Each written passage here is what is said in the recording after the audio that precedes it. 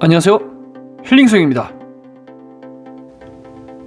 자, 우리는 처병을 잘하기 위해 다양한 드릴 연습을 시도합니다. 드릴이라는 말은 수영 기술, 즉 처병의 완성도를 올리는 방법이죠. 지금 영상의 주인공은 스케이트 드릴을 시도합니다. 출수킥의 타이밍을 효율적으로 가져가기 위한 훈련이라 볼 수 있습니다. 그 외 저병킥, 돌핀킥, 물타기, 한팔 저병이 있는데 오늘은 가장 흔하게 접할 수 있는 한팔 저병에 대해 알아보겠습니다. 저병을 잘하기 위해서는 기본적으로 한팔 저병이 안정적이어야 됩니다. 왜냐하면 한팔 저병의 기본기가 안 되어 있는데 양팔 저병으로 하기에는 몸도 힘들고 정신적으로 빠르게 지치기 때문입니다.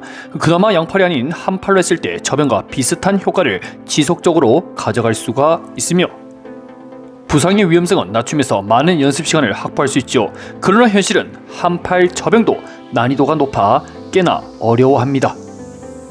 오늘은 중급반 한팔 저병이 어떤 부분에서 어려워하는지 한번 알아보겠습니다. 첫째, 팔을 구부리면 글라이딩이 안됨. 자, 1번 현님의 물속 한팔 저병을 보면 팔꿈치가 구부러져 있는 모습을 볼 수가 있습니다. 글라이딩을 할 때 팔을 펴라 라는 말을 귀에 피가 날 정도로 많이 들었을 겁니다. 그 이유는 팔이 매끈하게 펼쳐져 있을 때 물의 저항을 최소화할 수 있거든요. 그럼 어느 팔이 완전히 펼쳐 있어야 될까요? 둘 다입니다. 좌우 팔꿈치가 펴져 있어야 긴 글라이딩이 되는데요. 글라이딩 할 때 왼팔의 팔꿈치가 구부러진 게 보이시죠? 아마 우측 팔도 그와 비슷하게 구부러져 저항을 크게 받는데 한몫하고 있습니다. 한팔 저병할 때 반복적으로 팔꿈치 구부리는 글라이딩이 지속될 경우에는 양팔 저병도 그와 비슷한 동작이 나올 확률은 99%입니다. 만약 나의 한팔 저병이 이상하게 앞으로 나가고 속도가 느리다 물속 글라이딩 할 때 팔꿈치를 구부리는지 한번 확인해 보시길 바랍니다. 저병은 힘으로도 할 수 있고 체력으로 완주할 수 있습니다. 그러나 우리는 좋은 자세로 편안한 저병이 되는 것을 목표로 해야겠죠. 둘째, 깊이 조절의 어려움. 한팔 저병을 겁나게 연습하는 이유 중 하나가 수심 체크입니다. 과연 본인이 원하는 깊이로 내려갈 수 있느냐가 관건인데요. 그러나 지금처럼 팔꿈치를 구부리는 글라이딩 또는 5손가락이 위아래 요동을 치는 이 5 핑크 웨이브가 하면 곤란하겠죠. 왜 한팔 저병을 할 때 손가락부터 웨이브를 시작했을까요? 그 이유는 몸통의 웨이브가 따라주기 힘드니 작은 소근육이 먼저 활성화됩니다. 이미 아래를 가리키며 나 손가락부터 시계 들어간다 라고 자세를 만들었기 때문입니다. 팔꿈치가 펴져 있는 상태에서 몸통에 웨이브가 들어가야 되지만 이 물속에서 통제가 어려울 경우에 지금과 같은 모습이 나오게 됩니다. 결국 내가 원하는 수심 깊이만큼 웨이브 조절이 어려울 뿐만 아니라 이 5 핑거 웨이브에 의지하는 한팔 저병이 되겠죠. 고수 영역이 들어가면 굳이 많이 내려갈 필요도 없습니다. 수영은 앞으로 나아가는 것이 중요하지 누가 더 깊이 내려가느냐의 경기가 아니거든요. 그러다 보니 선수의 한팔 저병 자세를 보면 수면 근처에서 살짝 내려가는 동시에 일정한 깊이를 유지하면서 이동하고 있습니다. 글라이딩 시 팔꿈치를 편다는 의미가 여러모로 도움이 되며 완벽한 저병을 꿈꾸기 위해 가장 기초 작업이라 볼 수 있겠죠. 글라이딩을 할 때 팔꿈치를 구부리는 습관은 저병의 모든 힘든 동작을 다 가져간다고 해도 무방합니다.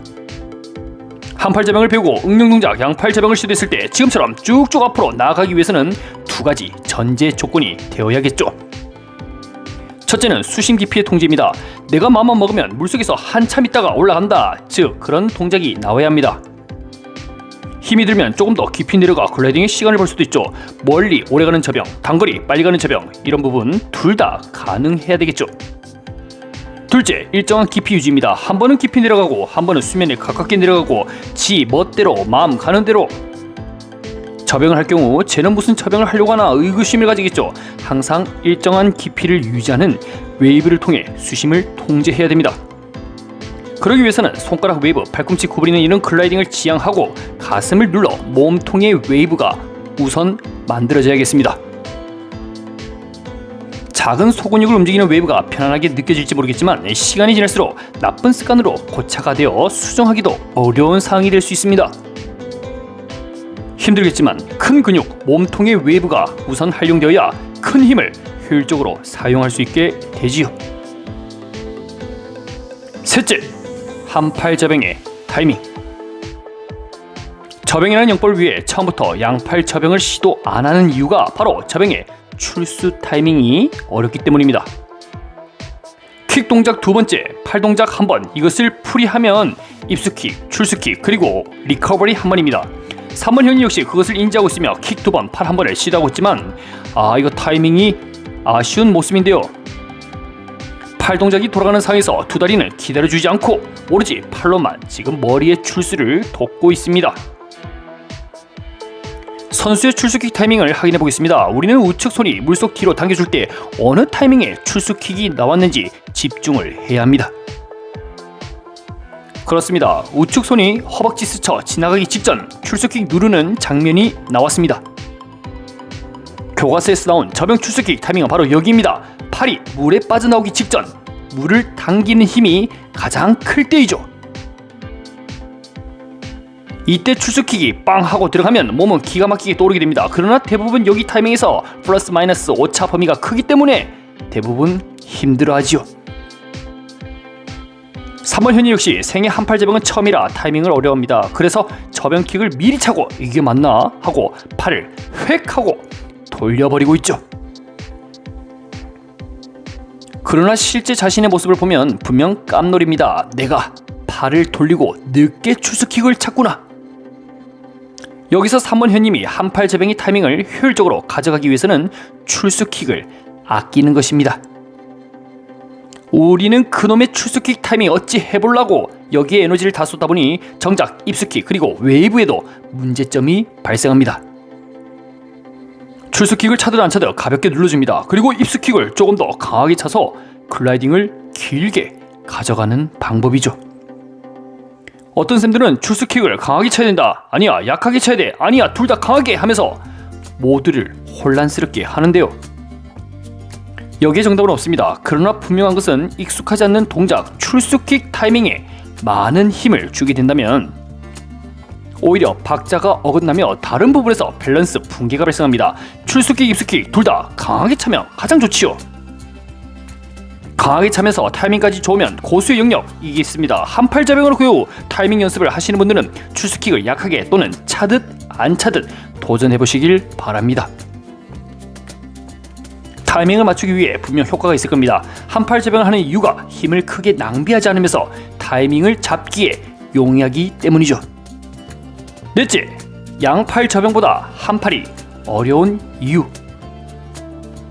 간혹 양팔 저병은 힘있게 앞으로 나가는데 한팔 저병이 안 돼요. 저 혹시 돌연변이일까요? 하고 슬퍼하는 분들이 있는데요. 간혹 왼팔을 사용하는 시점에서 그 느낌을 받습니다. 양팔로 할 경우 두 팔이 동시다발적으로 당기기 때문에 큰 힘이 나올 수가 있습니다. 힘이 붙으면 이 웨이브가 다소 부족해도 저병은 됩니다. 그러나 익숙하지 않는 한팔 저병, 즉 왼팔을 집중해서 사용할 경우에는 글라이딩도 짧아지는 느낌이고 수심 깊이도 내 맘대로 통제가 안 되어 물을 먹는 경우가 많습니다. 그만큼 왼팔이 평소에 잘 쓰이지 않기 때문에 적응이 필요하다는 이야기죠. 오히려 한팔 저병을 통해 나의 약점이 무엇인지 알게 되어 다행입니다. 매일 양팔 저병만 했을 경우에는 팔이 문제인지 킥이 문제인지 갈피를 잡기 힘들었지만 한팔 저병을 좌우 번갈아 가면서 어느 부분이 익숙하지 않고 힘든지 짧은 시간에 파악하여 고쳐나갈 수 있습니다. 우리는 저병을 잘하기 위해 매일 저병만 연습하면 안 되나 라고 생각할 수 있지만 저병이 원래 힘든 영법이라 체력적으로 힘이 붙이게 됩니다. 가끔은 한팔 저병과 양팔 저병을 섞어가며 드릴 훈련을 할 경우 자세 개선은 물론 긴 연습 시간을 확보할 수 있는데 가장 큰 장점이 되겠습니다. 오늘은 한팔 저병을 할 때 어려운 점에 대해서 알아봤는데요. 요약하면 다음과 같습니다. 첫째, 팔꿈치의 구부림. 물속 글라이딩 할 때는 팔꿈치를 펴고 길게 글라이딩을 해야 효율적 연습이 됩니다.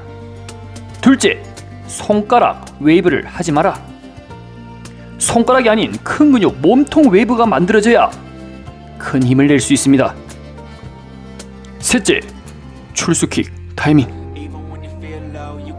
출수킥을 약하게 또는 차듯 안 차듯 할 경우 오히려 팔과 킥의 타이밍을 맞추기 좋습니다. 여러분들은 한팔 저병 할 때 어느 부분이 가장 어렵나요? 댓글 달아주시면 좋은 컨텐츠로 활용하겠습니다. 오늘도 영상 시청해서 감사합니다. I'll be making moves till I'm buried in my grave.